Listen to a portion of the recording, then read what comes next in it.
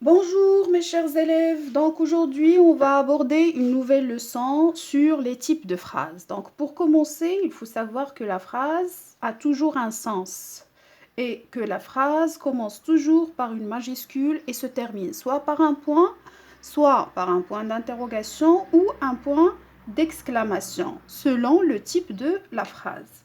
Donc aujourd'hui on va voir les types de phrases. Donc on va commencer avec 4 phrases exemples que vous avez là. La première phrase, Leïla révise ses leçons. Donc, qu'est-ce qu'elle fait Leïla? Leïla révise ses leçons. Donc, cette phrase nous donne une information. Quelle est cette information? C'est que Leïla révise ses leçons. Alors, le type de cette phrase, c'est une phrase déclarative. Pourquoi? Parce que la phrase déclarative sert à donner une information tout simplement. Et elle se termine par un point. Deuxième phrase. Est-ce que tu as fait tes exercices? Donc, comme vous pouvez le constater, donc c'est une question qu'on a là.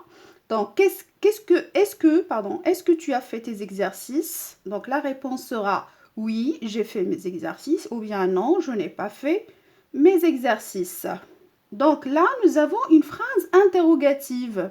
La phrase interrogative sert à poser une question et elle se termine toujours par un point d'interrogation. Troisième phrase, ramassez vos affaires.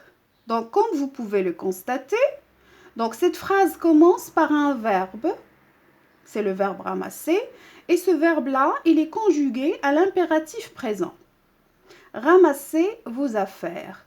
Donc, cette phrase sert à donner un ordre ou un conseil. Lorsque l'objectif de la phrase est de donner un ordre ou un conseil ou une interdiction, alors là, on parle d'une phrase impérative. Donc, la phrase impérative sert à donner soit un ordre, ramassez vos affaires, par exemple, ou un conseil, par exemple, avant de sortir, prends ton parapluie parce qu'il pleut dehors. Donc là, c'est un conseil. Avant de sortir, prends. Donc le verbe prendre, il est à l'impératif présent. Ou bien une interdiction. Ne mange pas beaucoup de sucreries, sinon tu vas avoir de la carie sur tes dents, par exemple. Donc ne mange pas les sucreries. Donc là, c'est une phrase impérative qui interdit, alors qui exprime une interdiction. Alors, la phrase impérative, qu'on peut le constater, c'est une phrase qui sert à donner un ordre, un conseil ou bien une interdiction. Et la phrase impérative se termine soit par un point ou un point d'exclamation. Alors là, peut-être, parfois les élèves peuvent confondre entre la phrase impérative et la phrase exclamative. Donc, comment je peux faire la différence entre la phrase impérative et la phrase exclamative? C'est simple, il faut tout simplement faire attention au verbe, au temps des verbes. Donc là, pour la phrase impérative, il commence toujours par un verbe conjugué à l'impératif présent. D'accord?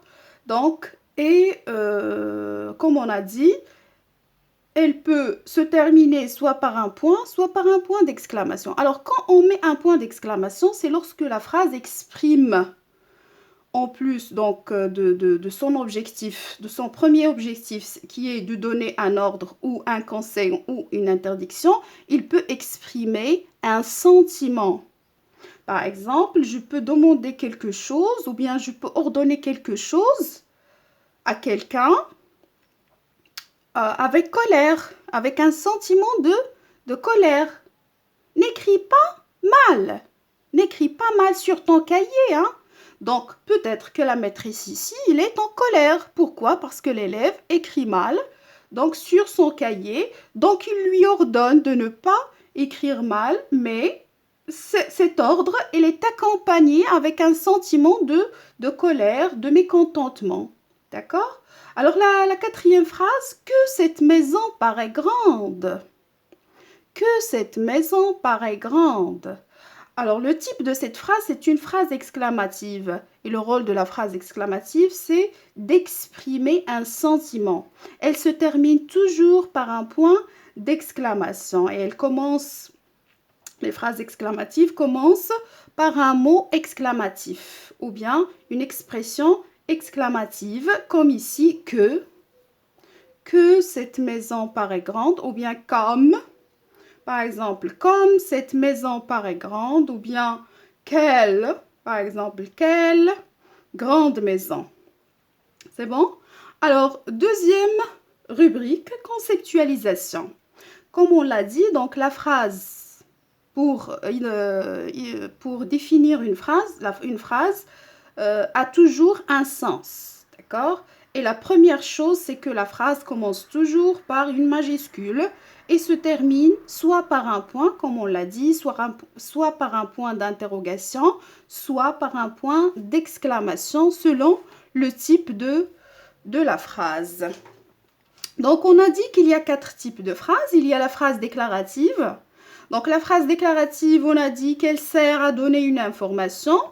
Elle se termine par un point ou parfois par des points de suspension. Lorsque la phrase ou bien l'idée n'est pas terminée, n'est pas achevée, donc on peut mettre à la fin de la phrase déclarative 3 points de suspension. Deuxième type de phrase, c'est la phrase interrogative. La phrase interrogative, comme on l'a dit, c'est une phrase qui sert à poser une question. Elle se termine par un point d'interrogation. Il se termine toujours par un point d'interrogation. Alors, concernant la phrase interrogative, donc on peut faire la différence entre 2 types de phrases interrogatives. Les phrases interrogatives sur lesquelles on peut répondre par oui ou par non et un autre type de phrase qui nécessite une réponse, donc une réponse tout entière à la question.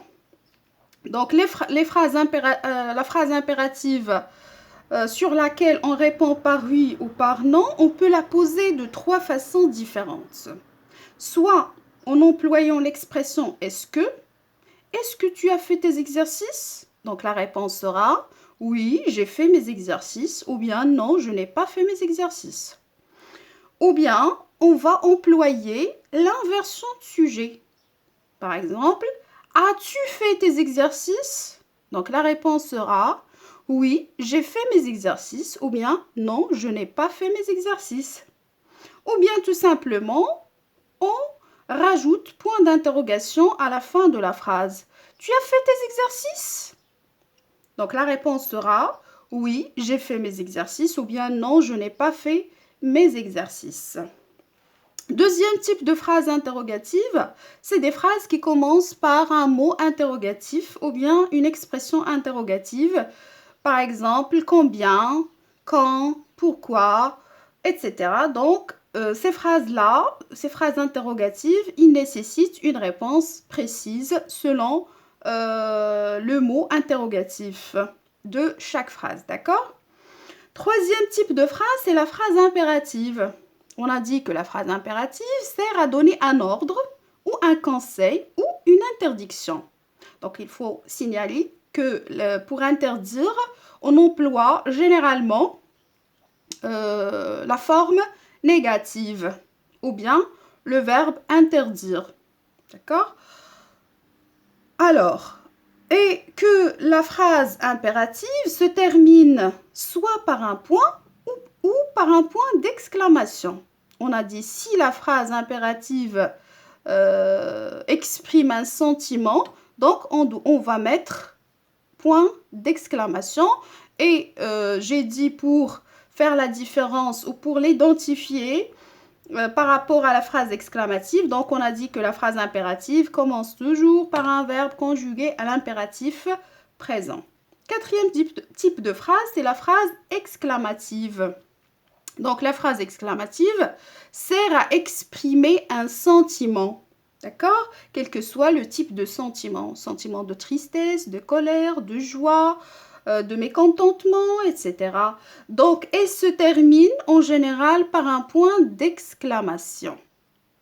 Et on a dit que la phrase exclamative commence par un mot exclamatif, comme que cette maison est belle, ou bien comme cette maison est belle, ou bien quelle belle maison. D'accord? Donc, il faut noter que toutes ces phrases, donc les 4 types de phrases, peuvent être soit à la forme affirmative, soit à la forme négative. Et c'est ce qu'on va voir. Donc, comment on peut faire la différence entre la forme affirmative et la forme négative? Alors, là, comme vous pouvez le voir, donc on a 4 types de phrases. Donc, la première phrase, Leïla révise ses leçons. Donc, quel est le type de cette phrase? Très bien, c'est une phrase déclarative. Pourquoi? Parce qu'il nous donne une information. Il commence par une majuscule et se termine par un point. Très bien. Leïla révise ses leçons. Donc, c'est une phrase déclarative à la forme affirmative.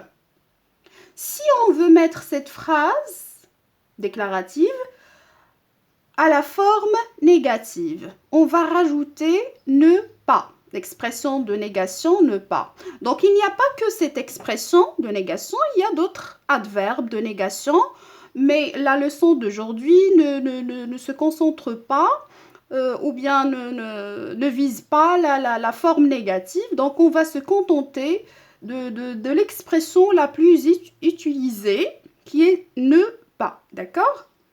Donc, et l'objectif aujourd'hui, c'est de faire la différence entre la forme affirmative et la forme négative. On est d'accord. Donc, on va, comme on a dit, pour transformer une phrase de la forme affirmative à la forme négative, on rajoute à la phrase l'expression ne pas. Donc, et comment je peux rajouter l'expression ne pas? Donc, entre ne et pas, je dois mettre le verbe. Si le verbe est conjugué dans un temps simple. Mais si le verbe est conjugué en un temps composé, donc les temps composés, c'est comme le passé composé, le plus que parfait, le passé antérieur, etc. Donc, le futur antérieur. Donc, ce que je mets au milieu de ne pas, c'est l'auxiliaire et non pas le participe passé. D'accord? Donc, c'est simple. Donc, comme on a dit, Leïla révise, c'est le son. Le verbe dans cette phrase, c'est le verbe révise. Donc, on va mettre révise entre ne et pas. Donc, Leïla ne révise pas ses leçons. Donc, le type de phrase, c'est toujours une phrase déclarative, mais la forme, c'est négative. Donc, c'est une phrase déclarative à la forme négative. Deuxième phrase, as-tu fait tes exercices? Donc, c'est une phrase interrogative, mais à la forme affirmative. D'accord? Donc, là, nous avons le verbe, c'est a fait. Donc, le verbe faire au passé composé. Donc là, puisqu'on a un temps composé, ce qu'on va mettre entre l'expression ne pas, c'est l'auxiliaire. C'est l'auxiliaire avoir. D'accord? N'as-tu pas fait tes exercices? Donc, la phrase, le type de phrase, c'est toujours une phrase interrogative, mais là, à la forme négative. Donc, pour ne, on a enlevé le E et à la place, on a mis une apostrophe. Pourquoi? Parce que l'auxiliaire ici commence par une voyelle. Très bien. Troisième phrase, effacer le tableau. Donc, oui, très bien, comme vous pouvez le constater, donc c'est une phrase impérative. Pourquoi? Parce qu'elle commence par un verbe conjugué à l'impératif présent. Donc, le verbe, c'est effacer. Donc, ne pas, on va mettre le verbe entre l'expression ne et pas. Donc, pour la transformer à la forme négative, on va dire n'effacez pas le tableau. Donc, pourquoi on a enlevé le E? Très bien, parce que le verbe commence par une voyelle. Donc, n'effacez pas le tableau. Donc, c'est une phrase impérative, toujours, mais à la forme négative. Quatrième phrase. Donc, que cette maison paraît grande. Que cette maison paraît grande. Donc, c'est une phrase exclamative à la forme affirmative. Si je veux, par exemple, la mettre à la forme négative, que cette maison ne paraît pas grande, que cette maison ne paraît pas grande. Donc, on a mis le verbe entre, ou bien au milieu de l'expression ne et pas. Très bien. Donc, sur ce, je vous souhaite bon courage et je vous donne un rendez-vous prochainement pour une nouvelle leçon. Merci pour votre attention et à la prochaine.